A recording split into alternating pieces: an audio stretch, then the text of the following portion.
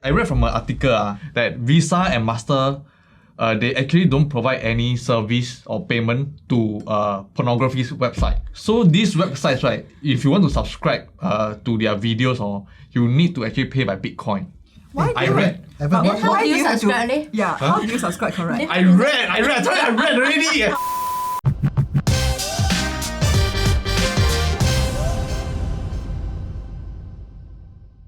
Hi guys! Welcome to another episode of Talk Money with V. Hi, my name is Joash. Hi, I'm Shalon. Hi, I'm Sherry. I'm Evan. Today we'll be talking about something that I've got absolutely no idea what it is. It's called cryptocurrency.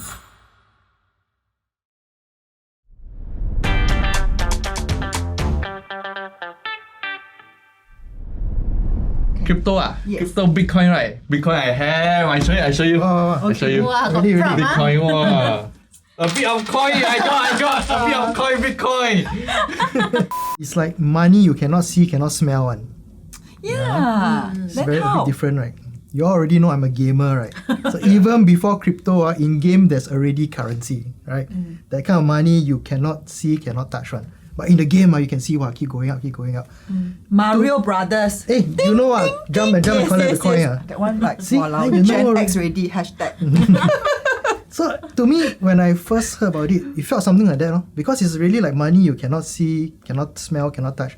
But somehow or other keep going on. And then they say that they use the word digital wallet. So everything all digital one. Really cannot see, cannot touch. But I think it's really like what the generations accept. Because long before even they use paper money, right? Before that also they were trading, but then they were using different things, right? You give me a fish, I give you, correct.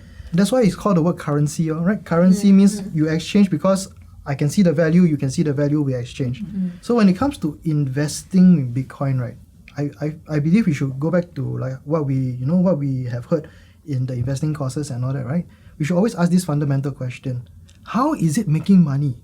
Right? It's all down to there, right? Yeah. You want to invest in a company, you need to answer this question first. Do you know how it's making money? So the same question can shoot for Bitcoin or anything also. How is it actually making money? Correct. What is your thesis, right? If not, is that really called investment?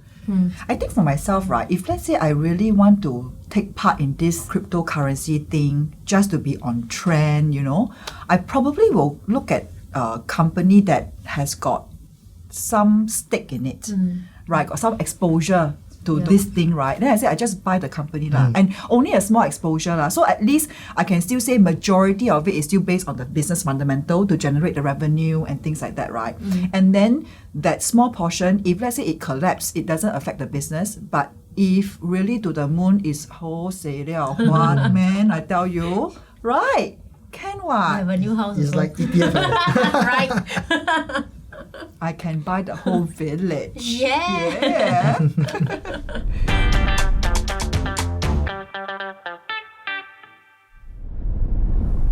Interesting question. If I remember correctly, MAS is also looking into regulating that space. So I feel that from our government standpoint, which I feel is personally is still very conservative in a sense that they are actually looking into exploring that, right? Then I'm not surprised that it will be the future. Yeah, so I think at some point, regardless of hashtag boomer or hashtag Gen X, have to really go and study that and know what it's about and participate in it. How active you want to be in it, that's another thing altogether, how comfortable. Yeah. I don't really know much about cryptocurrency lah. So by something that SGD also don't have any want to talk about crypto, right? yeah, but definitely it's something to look into it lah. Even though it may not be the de facto, but I would believe that it's something that more and more people look at it. But personally, I felt that it would be a supporting currency instead of the de facto currency. Yeah. Supporting in what sense? Because not every country will accept Bitcoin ma. So if you don't have the country currency to pay, and if they accept Bitcoin, then you just pay lah. So it's a supporting role. Because the lack of a central system to control how the money flow. And also I think a lot of vice activities will use Bitcoin because it's not really regulated. Yeah. I read from an article. I really go and subscribe. I read that Visa and Master, they actually don't provide any service or payment to pornography website. I read. Okay?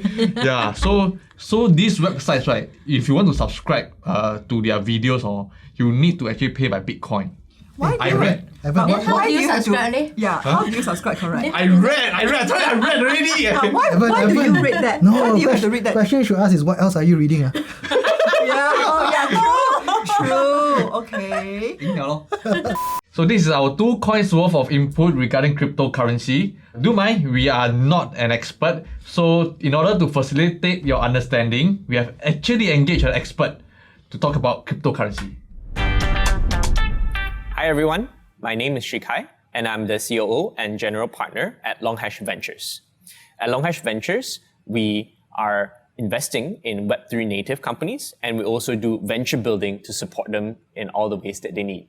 The simplest way I would explain cryptocurrency is that they are digital assets that are issued or recorded on a blockchain. Cryptocurrency is extremely risky if you are not familiar with how it works and how the industry functions. Many of the traditional metrics and the traditional kind of standards are not there for cryptocurrency. So for example, in traditional stocks, for example, there are certain rules that you have to follow, right? You have to disclose if a big buyer or seller is going to come into the market. In crypto, you don't have to, and there's no way to even stop them from doing that. So they can easily buy or sell crazy amounts in a short period of time. One more point on volatility is about the market caps or circulating supplies.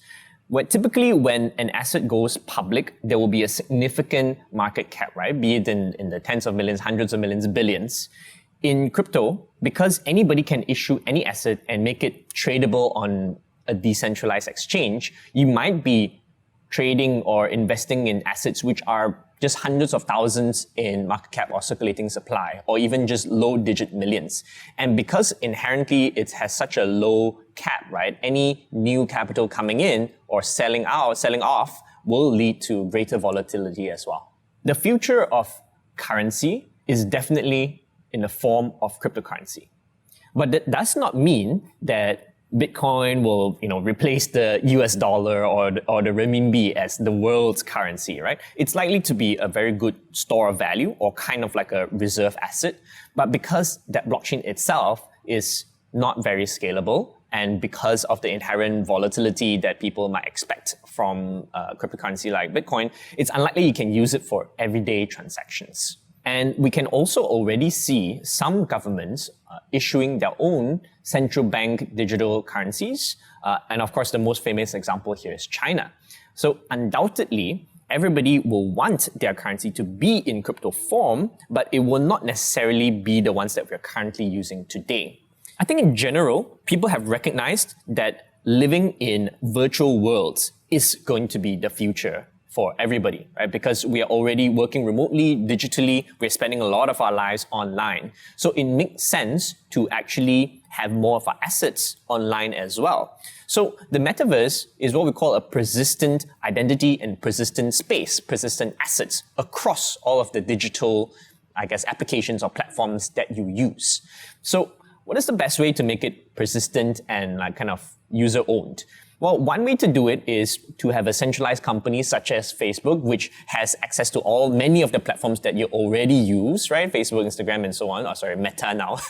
Or like Google, YouTube, and so on. They have all these like VR as well. So you are kind of constantly in their universe. The alternative that we like to promote in the cryptocurrency space, or what we call the Web 3.0 space, is the user-owned internet, where instead of these large corporations controlling where the data is stored, what you can do with it at any point in time, like monetize or even like shut you down.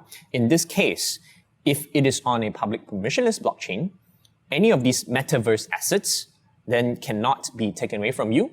Other people can very easily innovate on these assets. They can recognize these assets as perks. They can give you bonuses, discounts. They can actually target you for different purchases, all in like an open, transparent way. Now, why would you want to own any of these metaverse assets, such as land, such as NFTs? So if you think about the virtual world, how do you actually own anything, right? If you have a file in your computer, it can be easily copied. If you rely on a centralized party such as Twitter to let you know that you own this account, this username and password. They can actually still shut you down or change it, right? Whereas if it's on a blockchain in the Metaverse setting, once you own this asset, nobody can actually take it away from you and nobody can easily replicate it because you have a signature that proves that you own this piece of asset and that it is unique in its own way. Of course, people can copy the aesthetic of it. Let's say you own an NFT that's a certain piece of art. People can copy the same piece of art and issue another NFT that has the same look and feel. But you have the original signature that has your original transaction that might have been interacting with the original creator. So because all of these records are public and immutable, therefore you can much more easily prove certain relationships and over time form like a more persistent world that everyone can interact with. So we've come to the end of this episode. We hope you've enjoyed this talk on cryptocurrency. Remember to like, share, and subscribe. See you next time. Bye. Welcome to today's episode of Talk V 嘞。